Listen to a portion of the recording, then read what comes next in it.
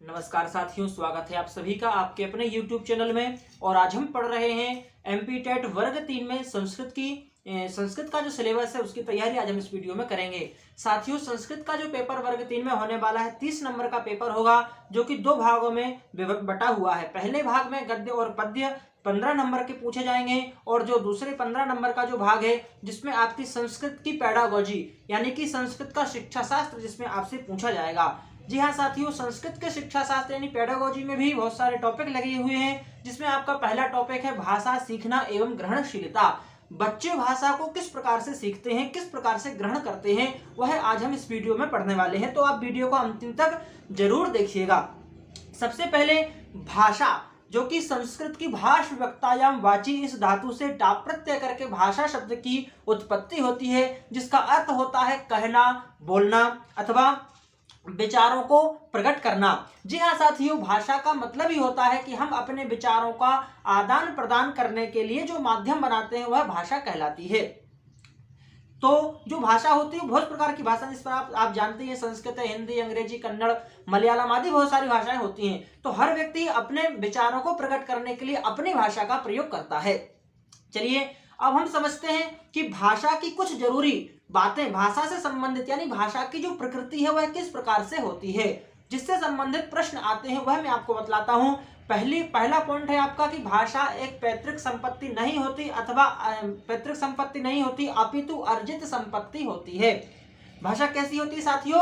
अर्जित, यानी कि भाषा को सीखा जाता है, भाषा को अर्जित किया जाता है। भाषा हमें आनुवांशिक रूप से नहीं मिलती है, पहला पॉइंट है आपका। दूसरा पॉइंट है कि भाषा सामाजिक रूपा होती है, यानी समाज का ही एक अभिन्न अंग हम कह सकते हैं भाषा को, क्योंकि समाज में प्रत्येक कार्य जो भी हम लोग करते हैं, जो भी मानव मनुष्यों के द्वारा जो भी कार्य होता है, कहीं ना कहीं हमें बोलने की, हमारे विचारों को प्रकट करने की जरूरत पड़ती है। तो इसीलिए समाज का ही एक रूप होती है भाषा। इसके बाद हम तीसरा बिंदु पढ़ते हैं कि भाषा अनुकरणशीला होती है।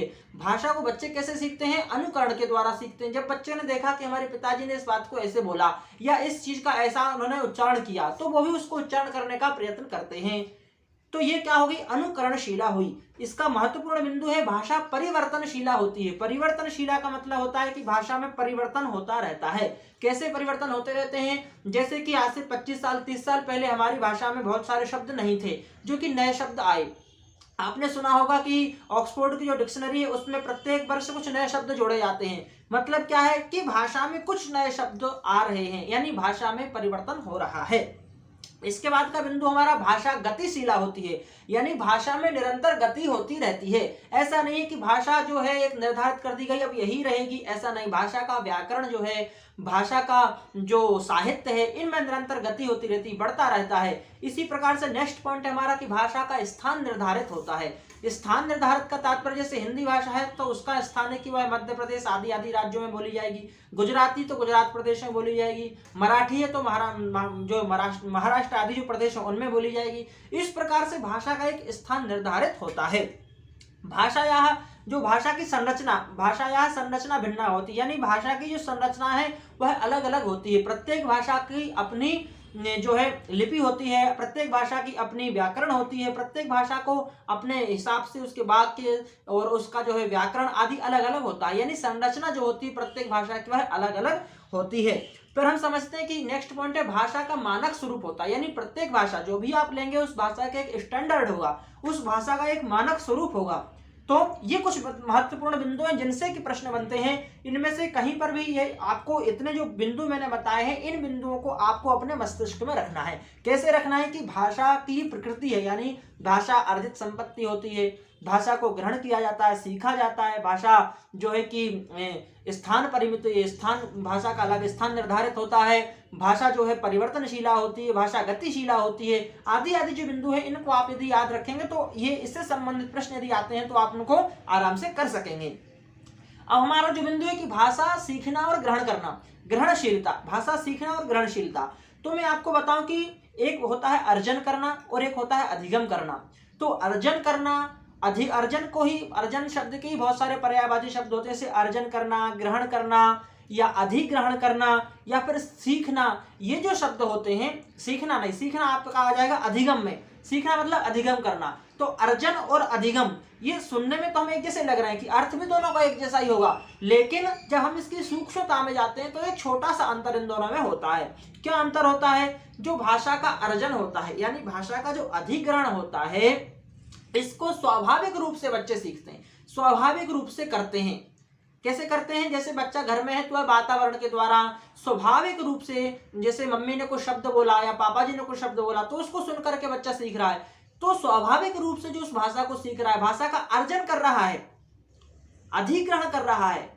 ये हो गया आपका अधिग्रहण और अर्जन। और अधिगम करना मतलब आप थोड़ा सा इसको हट करके सोचेंगे, जैसे एक बच्चा, उसको यदि अंग्रेजी सीखना है तो वह एक क्लास ज्वाइन करता है, फीस देता है और एक निर्धारित समय में वहां पर जाकर के प्रत्यक्ष रूप से उस भाषा को सीखता है, तो वह अधिगम कहलाता है।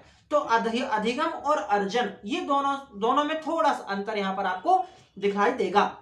तो भाषा का जो अर्जन होता है वह कैसे होता है? अप्रत्यक्ष रूप से होता है और अनौपचारिक रूप से होता है और अधिग्रहण और स्वाभाविक होता है। ठीक है, इसमें बच्चे को कोई प्रयत्न नहीं करना पड़ता। और जो अधिगम होता है, किसी भाषा का अधिगम करने के लिए बच्चे को एक निर्धारित क्लास निर्धारित करनी पड़ेगी, इस प्रकार से वह अधिगम भाषा का करता है। तो ये अधिगम और अर्जन ये दोनों में थोड़ा सा अंतर जो है यहाँ पर आपको जानना जरूरी होता है। इसके बाद हम चर्चा करते हैं कुछ महत्वपूर्ण भाषा शास्त्री मनोवैज्ञानिकों ने जो भाषा के लिए एक निर्धारित परिभाषाएं बनाई हैं, जिन्होंने मनोविज्ञान या कहें कि अनुसंधान करके, रिसर्च करके कुछ परिभाषाएं दी, जिन्होंने अपना सिद्धांत दिया है कि बच्चे भाषा को कैसे सीखते हैं, भाषा का अधिगम कैसे करते हैं। तो एक चॉम्स्की महोदय हैं, नोम चॉम्स्की, जो कि बहुत बड़े भाषा शास्त्री मनोविज्ञानवादी कहे जाते हैं, जिन्होंने कहा है कि जो बच्चा होता है वह भाषा ग्रहण करने की आंतरिक क्षमता के साथ में पैदा होता है। यानी कि बच्चे के अंदर भाषा सीखने का जो है वह जन्मजात शक्ति उसके अंदर पैदा होती है। वह जब जन्म लेता है तभी से उसके अंदर यह शक्ति आती है। यह किसकी परिभाषा हुई? चॉम्स्की महोदय की। एक प्याजे महोदय है, आपने नाम सुना ही होगा। प्याजे महोदय ने जो परिभाषा दी है कि भाषा अन्य संज्ञानात्मक तंत्रों के साथ में, परिवेश के साथ, यानी कि वातावरण और अंतःक्रिया के साथ में बच्चा भाषा को सीखता है। तो इन्होंने वातावरण और अंतःक्रिया दोनों चीजों को माना है, याद रखिएगा। एक और महोदय है वाइगोत्स्की महोदय, जिन्होंने क्या कहा है कि बच्चा जो है समाज के साथ में, सामाजिक अंतःक्रिया के साथ में, समाज में लोगों के साथ जाएगा, बैठेगा, और जब तक वह समाज में नहीं जाता तो उसको भाषा नहीं आती। यानी जब बच्चा समाज में जाएगा और बच्चे को यदि भाषा आती है तो वह समाज के साथ संबंधों का ही परिणाम है। ये बहुत सारी बातें उन्होंने कही। यानी ले दे करके एक ही बात है कि बच्चा जो भाषा सीखता है वह समाज के द्वारा ही सीखता है। तो सामाजिक संबंध यहाँ पर जो इन्होंने बच्चे का बनाया, अधिगम का, सामाजिक अधिगम का जो संबंध है वह वाइगोत्स्की महोदय का है। एक बार फिर से रिपीट कर रहा हूं मैं, 3 लोगों का सिद्धांत यहाँ पर इंपॉर्टेंट है। नोम चॉम्स्की महोदय ने कहा है कि बच्चे के अंदर जो सीखने की क्षमता होती है वह जन्मजात होती है, यानी कि बच्चा जन्म से ही उस शक्ति को लेकर के आता है। दूसरा हमने बताया प्याजे महोदय का कि वातावरण और अंतःक्रिया के साथ में बच्चा सीखता है। और तीसरी परिभाषा बताई वाइगोत्स्की महोदय की कि बालक की जो भाषा है वह समाज के साथ संपर्क में रहने का ही परिणाम है, यानी कि समाज के साथ में ही रहने से ही बच्चा भाषा को सीखता है। ये 3 इंपॉर्टेंट चीजें हैं जो कि भाषा को सीखने के लिए अपनी अपनी परिभाषाएं इन लोगों ने दी हैं।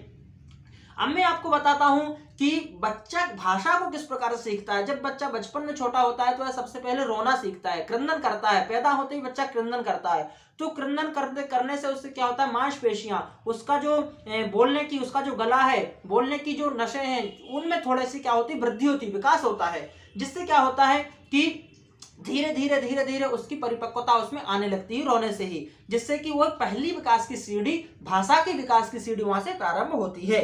इसके बाद में पहले तो कुछ समय तक रोता है, फिर धीरे धीरे बबलाना सीखता है, यानी उस रोने में ही उसका थोड़ा सा विकास होता है, यानी कुछ शब्द वो अस्पष्ट ध्वनियों में बोलता है, बबलाता है। इसके बाद जाकर के वह अपने हाव भाव को प्रकट करता है, यानी कि मुस्कुरा करके, संकेत करके, किसी चीज को पकड़ करके, या फिर किसी चीज को जबरदस्ती वह पा करके, इशारा करके, संकेत करके, आदि आदि हाव भाव के द्वारा बच्चा सीखने का प्रयत्न करता है। साथियों, इसके अलावा 1-2 जो मनोवैज्ञानिक हुए हैं, भाषा शास्त्री, जिन्होंने एक मानक शब्द निर्धारित किए हैं एक शब्द भंडार के तहत कि बच्चे की आयु कितनी होगी तो उस आयु में बच्चा कितना शब्द भंडार या कितने शब्द सीख सकता है, बच्चे का जो मस्तिष्क है उसमें कितने शब्दों का भंडार वह रख सकता है, जो बताया है।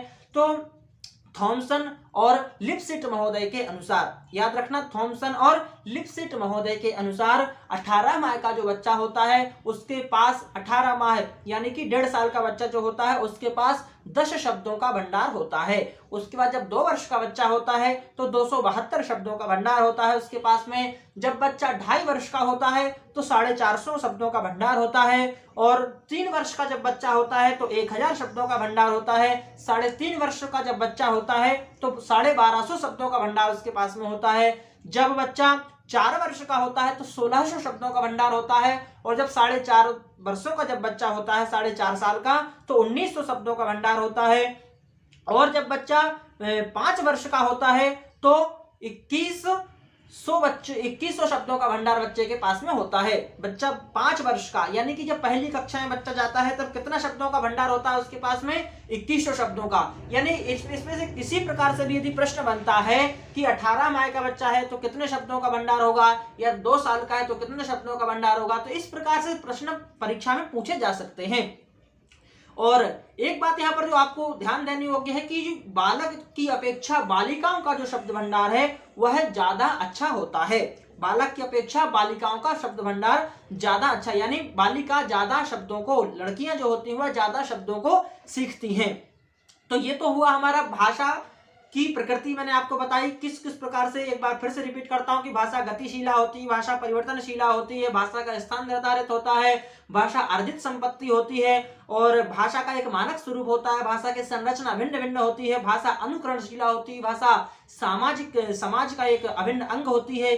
तो ये हमारी प्रकृति भाषा से संबंधित है, जो कि आपको कुछ दिमाग में रहना बहुत जरूरी है। इसके बाद एक बार फिर से रिपीट करा दूं, चॉम्स्की महोदय ने कहा है कि भाषा जो है वह आंतरिक शक्ति के साथ में बच्चे में आती है, जन्मजात शक्ति बच्चे की होती है सीखने की। और इसके बाद प्याजे महोदय जी ने कहा है कि संज्ञानात्मक तंत्रों के साथ यानी परिवेश के साथ में, वातावरण के साथ साथ बच्चे जो है अपनी अंतःक्रिया के साथ में किसी चीज को सीखते हैं या भाषा का अधिगम करते हैं। इसके बाद जो वाइगोत्स्की महोदय उन्होंने बताया कि बच्चे भाषा को समाज के साथ में सीखते हैं। तो साथियों ये तो हुआ हमारा पहला टॉपिक यहाँ पर, और इससे संबंधित कुछ प्रश्न और उत्तर हैं जो कि अपन नेक्स्ट वीडियो में करने वाले हैं। तो आप उस वीडियो को भी जरूर देखें, ताकि इससे संबंधित यानी आपका जो पहला टॉपिक है शिक्षा शास्त्र पेडागोजी का, कि भाषा सीखना और ग्रहणशीलता, तो इससे संबंधित जो प्रश्न बनते हैं उन प्रश्नों को हम जरूर करेंगे। तो मैं आशा करता हूं कि वीडियो आप लोगों के लिए बहुत ही लाभदायक होगा और बहुत ही आपकी तैयारी के लिए यह लाभदायक होगा। तो बहुत बहुत धन्यवाद आप सभी का। लाइक करिए, कमेंट करिए यदि कुछ भी समस्या आपको आती है तो।